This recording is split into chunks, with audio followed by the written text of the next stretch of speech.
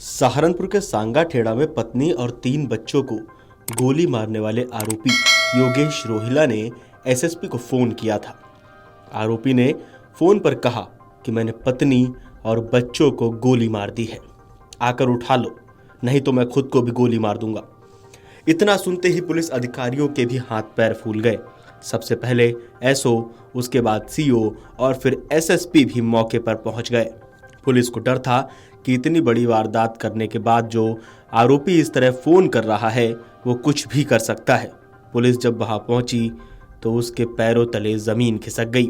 योगेश की पत्नी नेहा और दोनों बेटे जमीन पर खून से लथपथ हालत में पड़े तड़प रहे थे, जबकि बेटी श्रद्धा की मौत हो चुकी थी। उसके पास ही योगेश हाथ में पिस्टल लेकर बैठा था। पुलिस ने उसे गिरफ्तार कर लिया। घर के बाहर परिजन भी मौजूद थे, लेकिन जब तक पुलिस मौके पर नहीं पहुंची तब तक कोई भी उनमें से योगेश के पास नहीं जा सका। डर था कि यदि उन्होंने घायलों को उठाने का प्रयास किया तो कहीं उन्हें भी गोली न मार दे। पुलिस जांच में सामने आया है कि घर में ही योगेश की पत्नी नेहा से बहस हुई थी, जिसके बाद उसने लाइसेंसी पिस्टल उठाई। नेहा घबराकर पीछे हट गई। बताया जा रहा है कि उसने हाथ जोड़कर कहा कि योगेश, क्या कर रहे हो? मुझे मत मारो, बच्चों का ख्याल करो। लेकिन योगेश पर जैसे खून सवार था। अगले ही पल उसने नेहा की कनपटी पर गोली मार दी, जिससे वो खून से लथपथ होकर जमीन पर गिर पड़ी। जिस पिस्टल से योगेश रोहिला ने अपनी पत्नी नेहा, बेटी श्रद्धा, बेटे देवांश और शिवांश को गोली मारी है, उसका लाइसेंस करीब 13 साल पहले लिया गया था। 2013 में अपने नाम से ही पिस्टल का लाइसेंस नाम कराया था। वो पिस्टल को ज्यादातर अपने पास ही रखता था। बताया जा रहा है कि पिछले करीब 2 महीने से पत्नी को परेशान भी कर रहा था। एसबीडी जिला अस्पताल की इमरजेंसी में सबसे पहले एम्बुलेंस से शिवांश पहुंचा। उसके बाद देवांश और उसकी मां नेहा को लाया गया। चिकित्सकों ने चेक किया तो देवांश व शिवांश को मृत घोषित कर दिया, जबकि नेहा की सांस चलती मिली। इसके बाद चिकित्सकों ने हायर सेंटर रेफर कर दिया।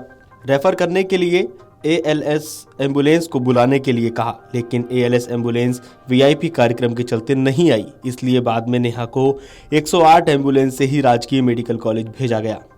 गांव में योगेश रोहिला ने घर के पास ही कैंप कार्यालय बना रखा था।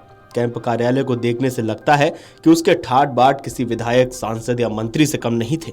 कार्यालय के अंदर तमाम बड़े नेताओं के फोटोग्राफ लगे हुए थे। उसने बुलेट और बोलेरो गाड़ी भी ले रखी थी। उसके साथ गाड़ी का ड्राइवर और डायरी लेकर चलने वाला सहायक भी मौजूद रहता था। उसके पास एक लाइसेंसी रिवॉल्वर था। उसी लाइसेंसी रिवॉल्वर की 2 मैगजीन से उसने अपनी पत्नी और बच्चों को गोलियां मारी। दोपहर करीब 1:30 बजे योगेश बाहर से आया और घर में जाकर कमरे का दरवाजा बंद कर लिया। करीब 2 बजे कमरे से एक के बाद एक कई गोलियों की आवाज सुनाई दी। इस पर उसी मकान के दूसरे हिस्से में रहने वाले योगेश की चाची मीना व अन्य परिजनों ने दरवाजा खटखटाया। योगेश ने दरवाजा खोला और तेज आवाज में कहा कि मैंने पत्नी और 3 बच्चों को गोली मार दी है। ये सुनते ही परिजन हैरान रह गए। उन्होंने अंदर जाकर देखा तो वहां चारों खून से लथपथ हालत में पड़े थे। आप एक बार पुलिस का बयान सुन लीजिए।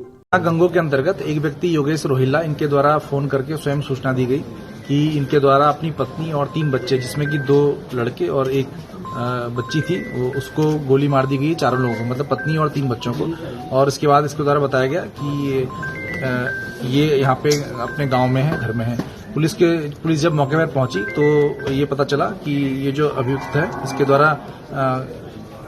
द्वारा अपनी पत्नी और 3 बच्चों को गोली मार दी गई है। और जब इससे पूछा गया तो इसके द्वारा बताया गया कि अपनी पत्नी के चरित्र को लेकर ये परेशान था, इस वजह से इसने अपनी लाइसेंसी पिस्टल से इन चारों को गोली मार दी है, जिसमें से 2 जो लोग थे, पत्नी और एक बच्चा, उसको कुछ लोगों के द्वारा और पुलिस के द्वारा इलाज हेतु अस्पताल के लिए ले जाया गया है, जहां पर अभी वो पहुंचे नहीं है और वो अभी जीवित हैं। तो इसमें 2 लोगों की मौके पर ही मृत्यु हो गई थी और 2 लोग जो हैं उनको इलाज हेतु अस्पताल ले जाया गया है। अभियुक्त है वो पुलिस की हिरासत में है और जो उससे लाइसेंसी पिस्टल जिससे इसके द्वारा ये गोली चलाई गई थी वो भी बरामद किया गया है और इससे विस्तृत पूछताछ की जा रही है और इसमें विधिक कार्रवाई की जाएगी। आपको बता दें कि पुलिस पूछताछ में हत्यारोपी योगेश ने बताया है कि उसे छोटे बेटे शिवांश को लेकर भी शक था कि वो उसका नहीं है, इसलिए वो डीएनए जांच कराना चाहता था। इसे लेकर भी कई बार पत्नी के साथ बहस हुई। आरोपी ने यह भी बताया कि उसे डर था कि पत्नी उसे जहर देकर मार सकती है। इस पूरी घटना पर, इस पूरी वारदात पर आपको क्या लगता है, आपका क्या कहना है, हमें कमेंट करके बताइए और देखते रहिए अमर उजाला। अगर आप ये वीडियो YouTube पर देख रहे हैं तो हमारे चैनल को सब्सक्राइब कर बेल आइकन दबाएं और Facebook पर देख रहे हैं तो हमारे पेज को लाइक करें। 8 मिलियन प्लस सब्सक्राइबर, आपके इस भरोसे के लिए बहुत धन्यवाद।